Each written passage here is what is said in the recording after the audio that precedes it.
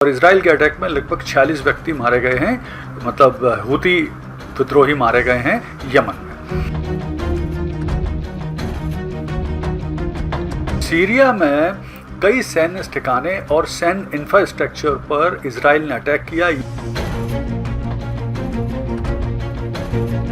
कई देशों ने इसे अपनी संप्रभुता यानी सोवर्जिनिटी का उल्लंघन बताया है और इसको लेकर अंतर्राष्ट्रीय स्तर पर इसराइल के खिलाफ केस करने, कई संधियों के पालन करने के हिसाब से केस वेस करने की बात कह रहे हैं। नमस्कार दोस्तों, आज बात करेंगे एक इम्पॉर्टेंट टॉपिक पर, और वो टॉपिक ये है कि इसराइल ने पिछले 72 घंटे में 5 देशों पर अटैक कर दिए और वो रुक ही नहीं रहा है, लगातार अटैक कर रहा है और वो किसी की बात भी नहीं मान रहा। तो आइए इस पूरे घटनाक्रम का विश्लेषण करते हैं और समझने की कोशिश करते हैं कि आखिर इसराइल ऐसा क्यों कर रहा है और अब इसके क्या परिणाम हो सकते हैं। तो देखिए, पिछले 72 घंटे के दौरान इसराइल ने 5 देश, जिसमें कतर, लेबनान, यमन, सीरिया और फ़िलिस्तीन यानी गाजा पट्टी पर अटैक किए हैं। तो आइए इन पूरे अलग अलग देशों पर अटैक के कारण और उसके परिणाम को समझते हैं। सबसे पहले इसराइल ने कतर पर अटैक किया और उसका कारण था, उनका कहना था कि कतर की जो राजधानी दोहा है उसके अलग अलग क्षेत्रों में हमास के जो लीडर हैं वो मौजूद हैं और वो अलग अलग जगह रहते हैं। तो इस बात को लेकर उन्होंने कतर की जो राजधानी है दोहा उसके 12 स्थानों पर आक्रमण किए। और हालांकि लीडर मारने के बाद जो हमास के लीडर हैं वो तो प्रूफ नहीं हुई है, लेकिन किसी लीडर के एक पुत्र को मारने की बात बताई जा रही है। हालांकि यहाँ पे एक बड़ी विचित्र बात है कि कतर का दावा है कि उसका इसराइल और यूएसओ के साथ लिखित रूप में एक समझौता है जिसमें जो हमास के लीडर हैं उनको ऑफिशियली कतर में रहने की अनुमति दी गई थी कि कभी ज़रूरत पड़ने पर उनके साथ बातचीत की जाए। तो ये दावा कतर कर रहा है और उसके बाद भी अटैक किया गया। यहाँ पर ये चीज़ समझना भी बड़ा इम्पॉर्टेंट है कि जो कतर है वो वहाँ पर जो सेंटकॉम है, अमेरिका की सेंटकॉम सेंट्रल कमांड है, उसका हेडक्वार्टर है। अमेरिका के ही हथियार हैं कतर के पास, फाइटर जेट हैं, अमेरिका का ही डिफेंस सिस्टम पैट्रियट वो यूज़ करते हैं। उसके बाद भी उन पर अटैक किया गया। दूसरा देश है लेबनान। लेबनान में जो हिजबुल्ला हैं, तो हिजबुल्ला के विभिन्न ठिकानों पर इसराइल के द्वारा अटैक किया गया क्योंकि उनको ऐसी संभावना लग रही थी, ऐसी आशंका थी कि वहाँ से इसराइल पर अटैक हो सकता है। तो इस बात को लेकर उन्होंने अटैक किया। तीसरा देश है सीरिया। सीरिया में कई सैन्य ठिकाने और सैन्य इंफ्रास्ट्रक्चर पर इसराइल ने अटैक किया, ये बोलते हुए कि यहाँ से उसको इसराइल पर आक्रमण की संभावना लग रही थी, जिसके कारण इसराइल ने इन पर अटैक किया।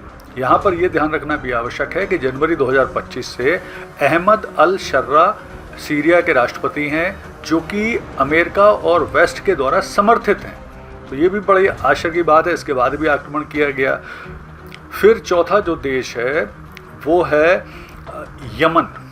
तो यमन में जो हूती हैं उन पर आक्रमण किया गया है इसराइल के द्वारा, और ये बोलकर किया गया है कि वहाँ से ड्रोन अटैक हो रहे थे इसराइल पर, जो मिसाइल अटैक हो रहे थे इसराइल पर, और इसराइल के अटैक में लगभग 46 व्यक्ति मारे गए हैं, मतलब हूती विद्रोही मारे गए हैं यमन में। और सबसे लास्ट में जो 5वां देश है वो है फ़िलिस्तीन। फ़िलिस्तीन के जो गाजा पट्टी है उस पर लगातार आक्रमण कर रहा है। वैसे भी 7 अक्टूबर 2023 के बाद से ही गाजा पर आक्रमण कर रहा है, लेकिन ये जो ताज़े आक्रमण किए गए हैं ये इस बात को लेकर किए गए हैं कि जो गाजा पट्टी की हाई राइज़ है, बड़ी बिल्डिंग है, तो इसराइल का ऐसा मानना है उन बिल्डिंग में हमास के आतंकी छुपे हुए हैं और वहाँ से वो अपनी कार्रवाइयाँ करते हैं। तो इसको लेकर अब वो गाजा की अधिकांश बड़ी हाई राइज़ बिल्डिंगों को भी उड़ाता जा रहा है। तो अब ये जो स्थिति बनी है इसके क्यों इसराइल ऐसा कर रहा है, तो इसराइल कहना है कि वो सेल्फ डिफेंस में ऐसा कर रहा है। हमास के, हूती के और जो हिजबुल्ला के आतंकी हैं उनके खिलाफ कार्रवाई के वजह से कर रहा है कि उनके खिलाफ उसे कार्रवाई करना है। इसके अलावा जो उनकी पॉलिसी है कि इसराइल का दुश्मन कहीं भी होगा दुनिया में, किसी भी देश में होगा, किसी भी स्थान पर होगा, उसे ढूंढकर वो अटैक करेंगे ही करेंगे। और इसके अलावा अभी हाल में ही जेरूसलम के एक बस स्टैंड पर जिस तरह से आतंकी कार्रवाई की गई थी उसका बदला लेने के लिए भी ये सब कार्रवाइयाँ की गई। अब इनका क्या परिणाम हो सकता है, तो देखिए इसके परिणाम स्वरूप जो कई अरब देश हैं उनकी संप्रभुता यानी सॉवरेनिटी खतरे में आ गई है। कई देशों ने इसे अपनी संप्रभुता यानी सॉवरेनिटी का उल्लंघन बताया है और इसको लेकर अंतर्राष्ट्रीय स्तर पर इजराइल के खिलाफ केस करने, कई संधियों के पालन करने के हिसाब से केस वेस करने की बात कह रहे हैं। इसके अलावा कई अरब देश मिलकर एक जॉइंट मीटिंग, अरब इस्लामिक मीटिंग वगैरह बुलाने की बात कर रहे हैं। इसके अलावा इस इजराइल के अटैक से जो गल्फ़ क्षेत्र है इसमें क्षेत्रीय तनाव और बढ़ने की संभावना बन गई है।